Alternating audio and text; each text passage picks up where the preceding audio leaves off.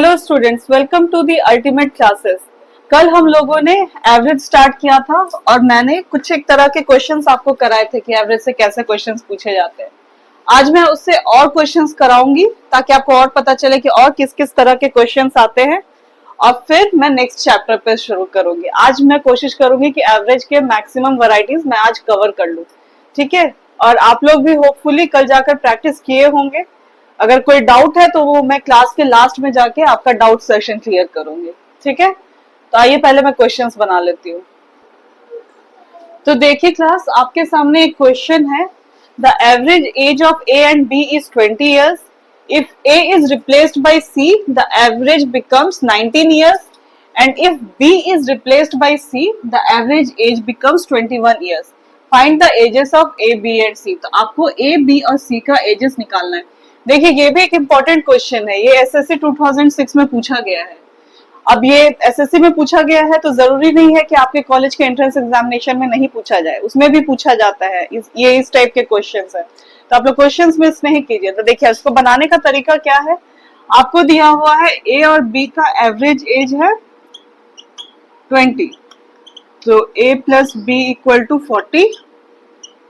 फिर लिखा हुआ है अगर if A is replaced by C, मतलब कि C plus B by 2 equal to 19, मतलब C plus B equal to 38.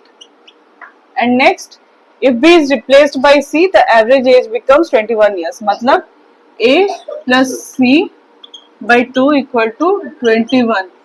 मतलब A plus C equal to 42. Class में आवाज नहीं कीजिए, शांति से ध्यान दीजिए, तब समझ में भी आएगा। क्लियर? तो अब मान लीजिए हम लोग इस इक्वेशन को 1, 2 और इस इक्वेशन को 3 मान लेते हैं, ठीक है। अब हम लोग पहले सॉल्व करते हैं। मान लीजिए हम लोग सॉल्व करते हैं ये वाला 1 और 3 को इक्वेशन, कोई भी 2 इक्वेशन आप लोग पहले सॉल्व कर लेते हैं। मैं ए और सी करती हूँ। तो A plus C equal to 42 and A plus B equal to 40। इसको सब्ट्रैक्टिंग बोथ द इक्वेशन, तो ये माइनस माइनस माइनस, तो आपका निकलता है क्या, C minus B equal to 2। Clear? तो C minus B equal to 2 निकल गया आपका, और C प्लस बी आपको 38 दिया हुआ है। क्लियर? तो यहाँ पे क्या निकल गया, 2C इक्वल टू 40, मतलब C का एज कितना निकल गया, 20। Clear? C equal to 40 divided by 2 यहाँ से, तो C का एज हम लोगों का कितना निकल गया, 20 ईयर्स। अब हम लोग निकालेंगे तो B का एज कितना निकल जाएगा, तो 38 माइनस 20। क्लियर? कहीं कोई दिक्कत, 18 ईयर्स निकल जाएगा। और फिर ए का एज निकालने के लिए A equal to 40 minus 18, 22 years. Clear? अब आप लोग लास्ट में निकालिए, तो ए का एज निकला 22 ईयर्स, बी का निकला 18 ईयर्स एंड सी का निकला 20 ईयर्स। क्लियर? ये बहुत ही सिंपल क्वेश्चन था, सॉल्व करके आपको ये आंसर निकल जाएगा। यहाँ पे आंसर है आपका। क्लियर? कोई डाउट नहीं है इसमें? चलिए अब हम लोग नेक्स्ट क्वेश्चन पे चलते हैं। देखिए अब आपके पास एक और क्वेश्चन है। ये क्वेश्चन भी इंपॉर्टेंट है, ये भी पूछा गया था आरआरबी में। क्लियर? क्वेश्चन इजी है, थोड़ा कैलकुलेटिव है, थोड़ा भी नहीं, अगर आप तो कैलकुलेशन प्रैक्टिस में है तो इसमें कोई दिक्कत नहीं है। In a class there are 50 students. Their average weight is 45 kg. When a student leaves the class, the average is reduced by 100 gram. Find the weight of the student who left the class. तो अब हम लोग जानते हैं कि total weight कितना हुआ सारे स्टूडेंट्स का, वो हम लोग पहले निकाल लेते हैं। Total weight divided by 50 equal to 45। ठीक है, तो टोटल वेट निकल गया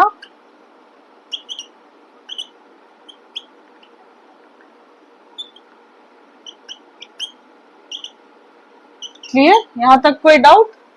अब आपको बोला गया है जब एक स्टूडेंट वहां से निकलता है, मतलब 2250 माइनस उस स्टूडेंट का वेट डिवाइडेड बाय क्लास में कितने बच्चे रह गए, 49। क्लियर? और हम लोगों का वेट बोलता है कि वो कितना घट जाता है, वो 100 ग्राम 100 ग्राम घट जाता है, तो इसका मतलब हो गया हम लोगों का एवरेज वेट हो गया 44.9 केजी हो गया। क्लियर? एवरेज ये निकल गया, क्योंकि यहाँ पे बोला है कि जब वो स्टूडेंट क्लास लीव करता है तो average weight is reduced by 100 ग्राम। तो एवरेज पहले 45 था, तो अब 45 माइनस 100 ग्राम करेंगे तो हम लोगों का कितना जाएगा 44.9 केजी। क्लियर? कहीं कोई डाउट नहीं? अब हम लोग यहाँ पे जब इसको सॉल्व करेंगे तो हम लोगों का क्या निकलेगा, जब हम लोग इसको कैलकुलेट करेंगे 44.9 into 49 x equal to 250 minus इतना, तब आपका आंसर निकलता है 49.9 केजी जो स्टूडेंट ने क्लास लीव किया। क्लियर? सिंपल कैलकुलेशन है, इसका मल्टीप्लिकेशन, फिर इसको आप इससे 2250 से माइनस कीजिए।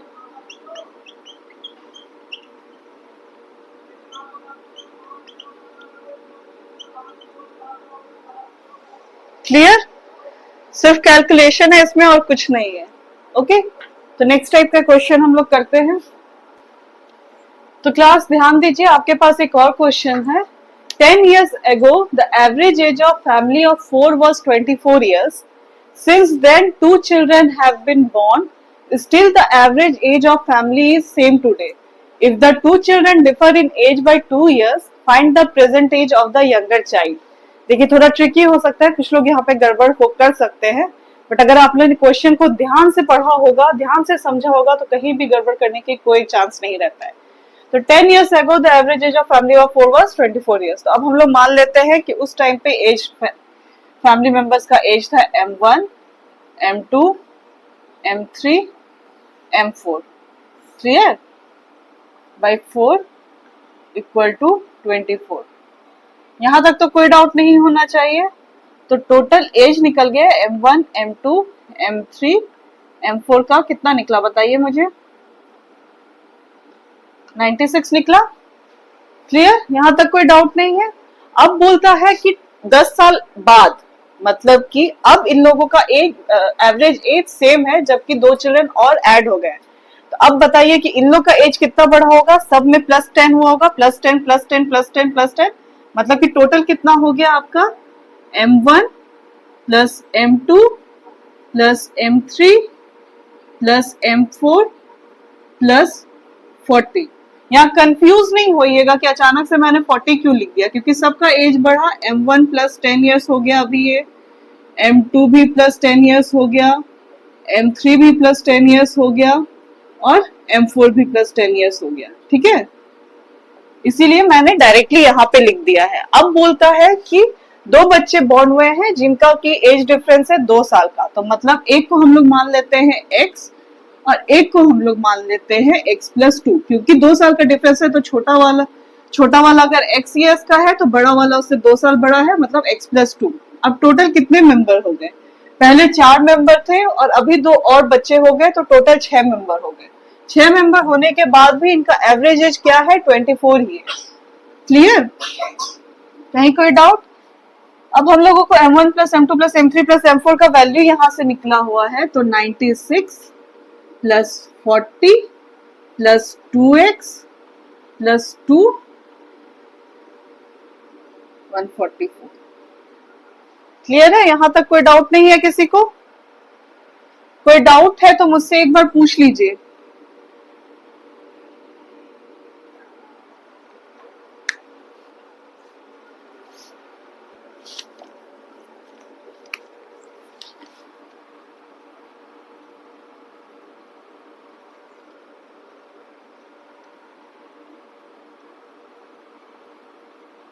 तो x का वैल्यू कितना निकल गया? 3।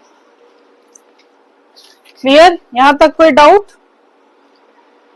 तो सबसे छोटा बच्चे का एज क्या हो गया? 3, क्योंकि बड़े बच्चे का एज हो जाएगा x प्लस 2, मतलब 3 प्लस 2, तो वो 5 इयर्स हो गया। तो सबसे छोटे बच्चे का एज है आपका हम लोगों का x इक्वल टू 3। तो जो क्वेश्चन आपसे पूछा गया है यंगर चाइल्ड का एज, वो है 3 इयर्स। ओके, कोई डाउट नहीं, क्वेश्चन बहुत इजी था, बस समझने का प्रॉब्लम था। चलिए नेक्स्ट क्वेश्चन। अब क्लास यहाँ पे ध्यान दीजिएगा। Distance between two stations A and B is 778 kilometre. A train covers the journey from A to B at 84 km per hour and returns back to A with a speed of 56 km per hour. Find the average speed of the train during whole journey. तो आपको याद होगा कि मैंने कल के class में आपको एक फॉर्मूला दिया था कि अगर सेम डिस्टेंस कवर कर रहा है और दो स्पीड में, एक बार x किलोमीटर पर आवर में और एक बार y किलोमीटर पर आवर में, और अगर डिस्टेंस सेम कवर हो रहा है तो इसका हम एवरेज स्पीड निकालने के लिए हम लोग फॉर्मूला लगाएंगे। बताइए क्लास में से कोई बताइए, याद है किसी को? पढ़ाई कीजिए। 2xy into x plus Y kilometre per hour. याद आया? जब मैं बोलूंगी तब याद आएगा, खुद से याद रखा कीजिए। तो अब x है 84 kilometre per our and y है 56 किलोमीटर पर आवर। क्लियर? कहीं कोई डाउट? अब मैं ये एक्सपेक्ट करूंगी आपसे कि ये सारे कैलकुलेशंस आप खुद से कर सकते होंगे। मैथमेटिकल कैलकुलेशन सब बड़े हो चुके हैं, इतना आप लोग खुद कीजिए और करते करते ही स्पीड बढ़ते जाएगा। ओके? और अगर इसमें डाउट होगा तो मुझसे पूछिएगा। सिंपल डिवीजन, मल्टीप्लिकेशन, एडिशन ये करना है। मैंने ट्रिक बता दिया कि कैसे बनेगा। ओके? चलिए मैं एक लास्ट काइंड ऑफ क्वेश्चन एक बार आपको करके दिखाती हूँ।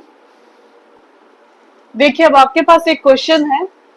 इस काइंड ऑफ क्वेश्चन भी बहुत बार आते हैं, आपसे पूछे जाते हैं, बैट्समैन और इनिंग वाला, तो ध्यान दीजिएगा। A batsman makes a score of 87 runs in the 17th inning and thus increases its average by 3. Find his average after 17th inning. तो इसका मतलब है कि 17th इनिंग पे ये 87 रन बनाता है, ठीक है? और उसके पहले वाले जितना भी एवरेज था 16th इनिंग तक में, उससे 3 रन और ज्यादा हो जाते हैं, 3 एक्स्ट्रा हो जाते हैं। तो मान लीजिए हम लोग यहाँ पे 17th इनिंग को के एवरेज को हम लोग मान लेते हैं x। तो 16th इनिंग तक का एवरेज कितना हो जाएगा? x minus 3। क्लियर? क्योंकि ये 3 ज्यादा है तो ये 16th इनिंग x माइनस 3 हो गया। तो अब जब टोटल हम लोग निकालेंगे तो 16th इनिंग तक के लिए 16 x माइनस 3 प्लस 87, क्योंकि ये टोटल हुआ। अब टोटल हम लोगों को मान, यहाँ पे टोटल इनिंग कितना हो गया? 17 और इसका एवरेज है x। क्लियर? क्यों हुआ ये समझ में आया आपको? कि अगर हम लोग निकालेंगे एवरेज 16th इनिंग तक का एवरेज निकालने के लिए, मान लीजिए टोटल रन्स होता हम लोगों का कुछ भी, टोटल रन्स डिवाइडेड बाय कितना इनिंग हुआ? 16, और इसको एवरेज हम लोग मान लिए हैं इसका x माइनस 3। तो टोटल रन्स कितना हो जाएगा? 16 इंटू x माइनस 3। क्लियर? तो वही चीज को हम लोगों ने यहाँ पुट किया। 17th इनिंग पे क्या होगा? 16 into x minus 3 plus 17th inning का स्कोर, और टोटल इनिंग हो गया 17, और इसके एवरेज को हम लोगों ने मान लिया है x। क्लियर? तो अब इसको हम लोग कैलकुलेट करेंगे। तो 16x minus 48 plus 87 equal to 17x। Clear? Simple calculation है, दिक्कत नहीं है यहाँ पे। तो x का वैल्यू कितना निकल जाएगा? 87 माइनस 48, है ना? तो x निकल गया 39। अब आपको पूछा है find his average after 17th inning, मतलब हम लोगों को x का वैल्यू निकालना था। तो ये हम लोगों का x का वैल्यू निकल गया 39। कहीं कोई डाउट हो रहा है तो पूछ लीजिए। मुझे कुछ लोगों पे लग रहा है कि उन्हें समझ में नहीं आया है। ओके, देखिए इनिंग वाले क्वेश्चन में क्या होता है, आपसे पूछा गया है batsman makes a score of 87 runs in the 17th inning. मतलब कि ये इन्होंने 16th इनिंग तक पहले खेल लिया है, कुछ स्कोर्स बना लिए हैं, वो स्कोर हम लोगों को नहीं दिया है। 17th इनिंग का स्कोर हम लोगों को दिया हुआ है 87 रन, और इसके बाद दिया हुआ है कि जो इस 16th इनिंग तक के एवरेज जो था वो अब हो गया है, इंक्रीज हो गया है 3 नंबर से, ठीक है। तो find his average after 17th inning. हम लोगों ने क्या किया कि हम लोगों ने 17th इनिंग को एवरेज को x मान लिया। हम लोग 16th इनिंग को भी x मान सकते थे और 17th इनिंग को x+3 भी मान सकते थे, वो भी सही होता। जैसे भी आप बैठाइएगा आपको कैलकुलेशन हो जाएगा, ठीक है। तो अब हम लोगों को 16th इनिंग तक का एवरेज निकालने के लिए क्या होगा, total runs by 16 equal to average हम लोगों ने मान लिया है x-3। तो टोटल रन्स हो गया 16x-3।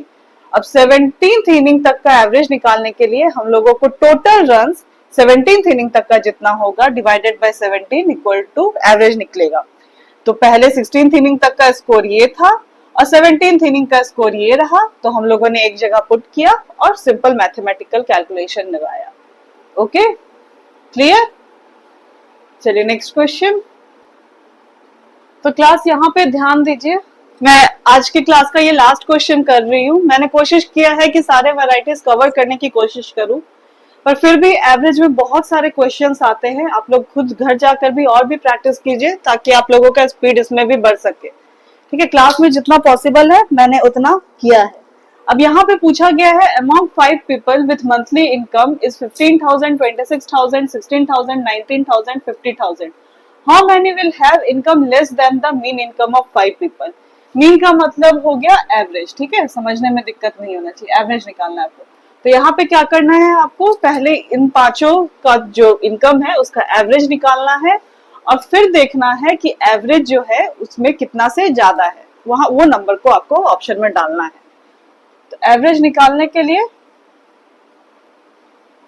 15,000 plus 26,000 plus 16,000 plus 19,000 plus 50,000 divided by कितने पीपल है, 1 2 3 4 5 पीपल है। क्लियर। कहीं कोई डाउट तो मुझसे पूछ लीजिएगा।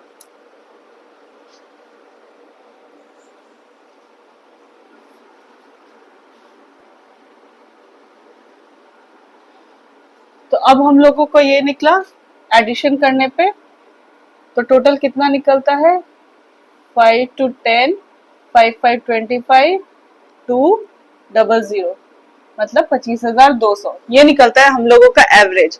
अब हम लोगों को देखना है कि 25,200 से नीचे किन किन लोगों का इनकम है। पहला ये हो गया, दूसरा ये हो गया, तीसरा ये हो गया, मतलब 3 लोग ऐसे हैं जिनका इनकम मीन इनकम से नीचे है। तो आपका ये ऑप्शन कौन सा, सी सही होगा। क्लियर। कहीं कोई डाउट, सिंपल कैलकुलेशन था बट इंपॉर्टेंट था क्योंकि पूछा गया है। इस टाइप के क्वेश्चन पूछे जाते हैं, इजी हुआ तो इजी, टफ तो ऐसा कुछ होता नहीं है, बस सिंपल कैलकुलेशंस और क्वेश्चन को समझने की देरी होती है। आई होप मैंने आज का क्लास में जितना कुछ आपको बताया है आपको समझ में आया है। अगर कहीं कोई डाउट हो रहा है तो मुझसे पूछ लीजिए, मैं बता दूंगी अभी। और जो जितने लोग मुझसे ऑनलाइन जुड़े हुए हैं उन्हें कहीं पे डाउट होता है तो वो मुझसे कमेंट्स में पूछ सकते हैं, मैं उनके डाउट्स को नेक्स्ट क्लास में क्लियर कर दूंगी या फिर मैं कमेंट में ही आपका डाउट क्लियर कर दूंगी। ओके क्लास, तो हम लोग अब कल न्यू चैप्टर मिलते हैं और इसको प्रैक्टिस करके रखिएगा क्योंकि सब खत्म होने के बाद मैं फिर से वापस से ये सब कुछ आपको टफ लेवल का क्वेश्चंस पूछूंगी। Okay, thank you.